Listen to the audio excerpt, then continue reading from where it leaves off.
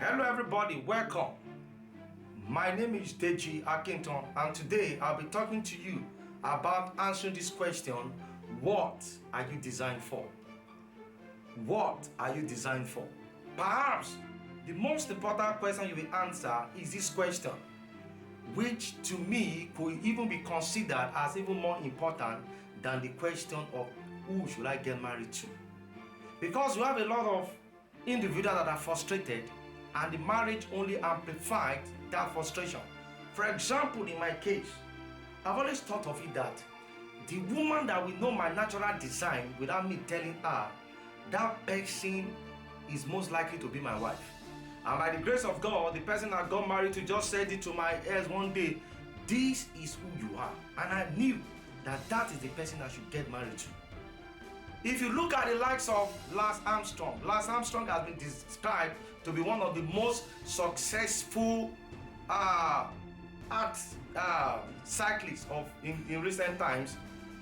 The person he got married to, according to data that we have, that person, he picked that person because that person was much more interested in cycling, which means that Lance Armstrong actually positioned his design before answering the question, who am I supposed to get married to? One of the most successful footballers in recent times is Robert Lewandowski, who presently plays for Barcelona. The person he got married to is his nutritionist. Meaning that the role of his wife basically support his natural design, and the list can go on and on and on like that. Basically, it means that the person you will get married to can actually be a secondary question compared to you answering the question, what am I designed for? If you look at the scriptures, for example, God did not create man until the scripture started saying that there was no man to till the ground. Meaning that the question of creating man was to solve the problem that have already existed, which is basically the question of preserving the earth. And that is why we know that the parts of the earth that pays attention to human development, those parts of the earth are properly preserved in terms of different parameters that you can consider.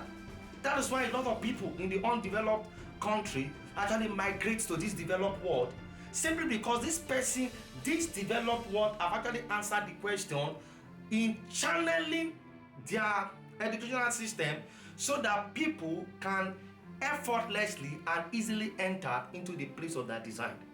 And that is because these people have answered the question, what are you designed for? This therefore goes to the next question. What then is the purpose of education? What then is the purpose of the education? The word education is from the Latin word educa, which basically means to induce from within. What this means is that education does not necessarily put engineering inside of you, but education uncovers the engineering capabilities on your inside. Education does not necessarily put music inside of you. That is why the greatest musician in this world, some of them did not attend a music school, but their natural wiring is music. So education does not necessarily put music inside of you, but education, proper education, unwires and uncovers the music that is inside of you. That therefore means one of the frustrations of life is to go to school in a direction that contradicts your natural design.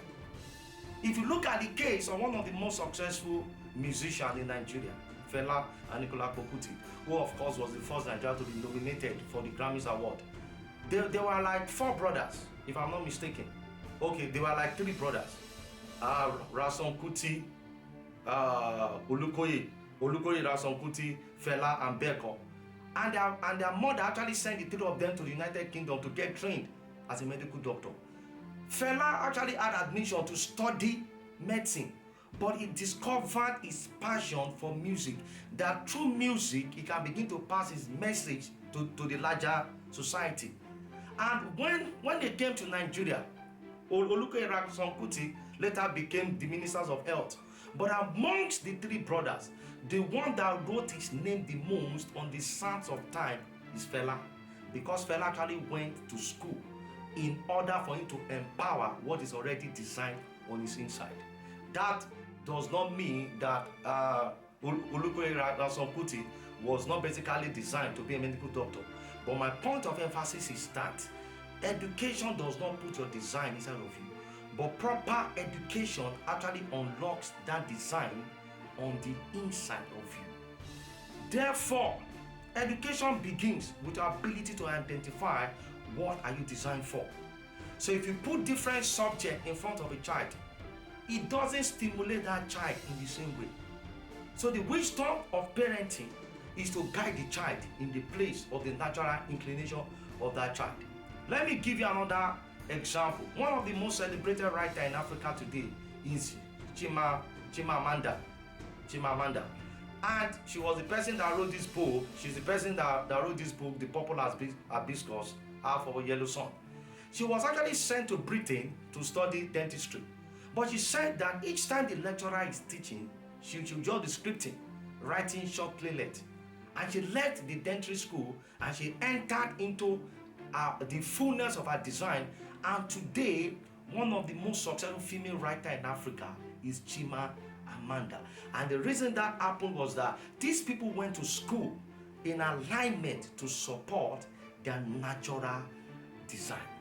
And I'm telling you also that one of the greatest frustrations is to go to school in a direction that contradicts your natural design. That is why your school is the first point of call to begin to bring out those latent capacity on your inside. And that was why when we had education in Nigeria some years back, when people have different clubs like the press club, literary and debating, science club, some of those things that people do inside of within the framework of the school was structured to move them from the classroom to a micro world. Those micro worlds is basically exemplified in those clubs, and the purpose of those clubs is to bring out that latent capacity. But today, some of those things are really not in existence except in some few schools, because a lot of people are just interested in rushing and rush out. The school is the first laboratory to igniting the passion in a child. That is why you send a child to school in Japan, in South Korea, the outcome is different. You send a child to a school in America, the outcome is different, because these people understand that the purpose of education is to bring out that latent thing that is locked in the inside of a child. And you create a micro scenario in the school, which are all these functional clubs, in order for them to begin to find where the ability actually lies. And of course, not forgetting the Farmers Club. All right.